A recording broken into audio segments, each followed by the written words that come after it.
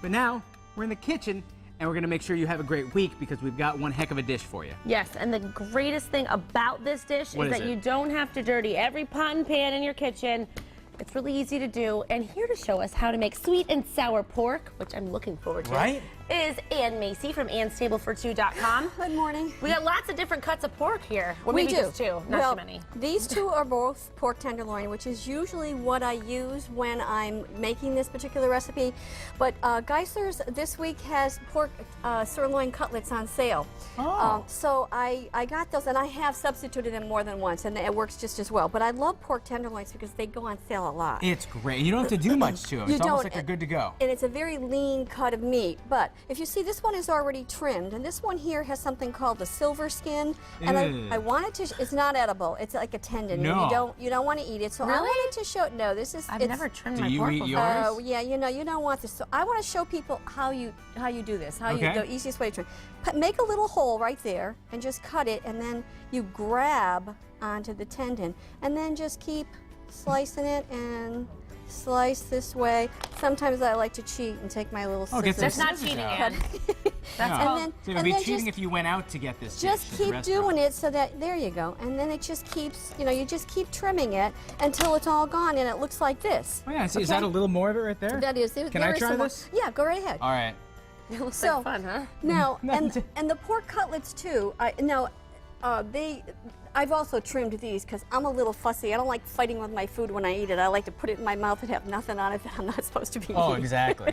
So, there we go. But the pork bits that I have that are left over from any of my trimming, I save them for my pork fried rice, or sometimes I put them on my pasta sauce or whatever. Oh, so now that's a good one. Now, then after you trim it, I need to get in there to show people after you're done playing. Are you having fun? He's just getting crazy with the pork. I'm practicing, because what if I get pork tenderloins? I want to be prepared for any sort of scenario that comes up. While you're doing that, well, I don't want to cut you. Okay, I'll be done then. I know I can tell. The show's only an hour, Ann. Let me do that one more time so you can see what you did wrong. Okay, please tell me. You take it and you just Ever you gotta so hold, slightly. but you have to hold it and then you just kind of slide the. You don't have to don't have to. Yeah. I'm the cautionary tale, showing everybody at home what they shouldn't be doing. Good job. Okay. Yeah, and I think I did a good job of that. Once it's trimmed, I want to cut them about maybe 2 inches thick. Okay. And then you pound them. Pound them? Pound them. I pound everything because it makes it nice and tender. How do you do it without splashing pork juice all over your kitchen? You have to put a piece of saran wrap on it, or a piece of plastic wrap. We did that the first time I came here. Remember, we had pounding 101? And then you just go to town on it? You just go to town on it. All right. Good enough for me. So after, during the next segment, when we come back, I'm going to show you how to make pork, sweet and sour pork. And my husband is a real fussy guy when it comes to eating, and he doesn't like sauces, but he likes this one. Well, in that case, it's for the picky eaters out there. That's right. Well, but look at how nice and lean that is. That's right. Pork tenderloin's a great cut of pork. It is a great cut of pork. But again, you can always trim it. This is a pork tenderloin. a pork sirloin cutlet. So it's once you pound it, it's just as tender as a tenderloin. So we're going to make up this dish a little bit later in the show. Now, the two of you ladies, I'm wondering, when I woke up this morning and I took my blankets off, it was like a gush of cold air. Were you guys frozen this morning? I went and got the dog out. You didn't notice it? No. I let the dog out this morning and I was cold. I was getting dressed and my windows open. It was freezing. I actually like it though. It's a nice, brisk, refreshing. This is one of my favorite times of year. It is. It's a transitional time, so I want to. Welcome back to Mass Appeal. We're back with Ann Macey. She's the author of Ann's Table for Two, edition number 2. Edition right 2. Here. Edition 2. Ann's Table for Two, the remix. 65 new recipes.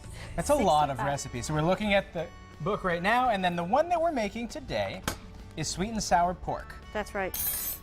And here it is. Look at how easy. It's easy to follow, very simple. easy. And the thing that I like too, my folks made a recipe the other day, 15 ingredients on a piece of chicken. This is actually a lot of ingredients for me. This is more than most for you, I'm but a little still, embarrassed. it's under 10, Ann. It's under 10. No, really, it's not under crazy. 10. So we have the pork. We pounded the heck out of it earlier. Pounded the heck out of it, and then we dredged it in some flour, just enough to just coat it and make a mess of the kitchen. And just put it into hot oil, about maybe a teaspoon, 2 tablespoons. Tablespoons. Is it olive oil? No, that's another whole story. I've been using different cooking oils. Olive oil, the smoke point is a little bit lower than I would like to use. Yeah. So we'll have to do a little segment on that one day. That's a good one. Yeah, like canola oil or a safflower oil, maybe.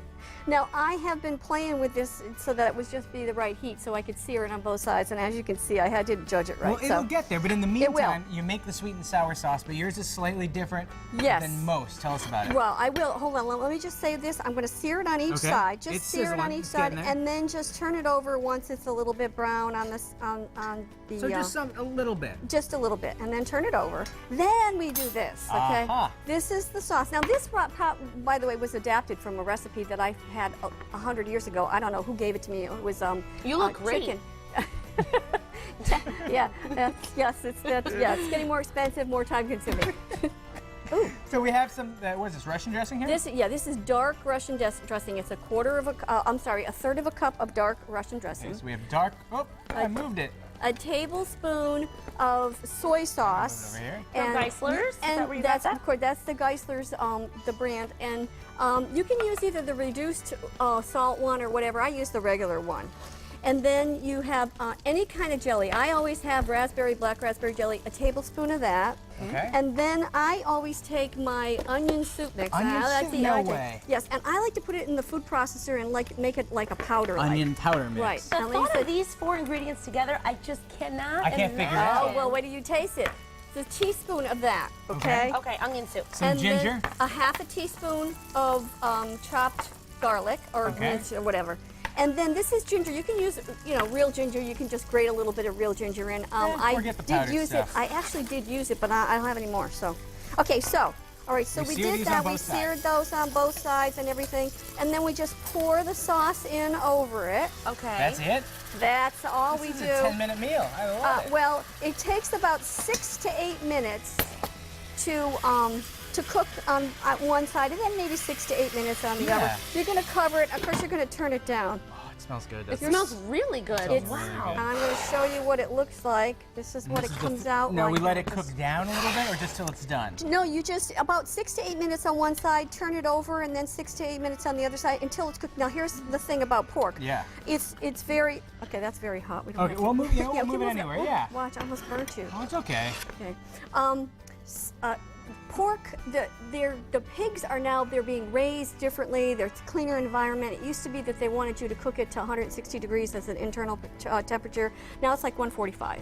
Easy enough? So it can be a little pink on the inside. It can be a little pink on the inside. So plate this up. This is the finisher. I like to serve this with rice or corn or plain green beans. Ooh, I throw some broccoli in there with it. That would be, yes, right? You're right. That'd be You're delicious. right. By the way, if you want a copy of this cookbook for even more simple and delicious recipes, you just log on to annstablefor2.com. The book's here, and it's everywhere too. It's at DeRocher Florist, it's at renew.com, Amazon.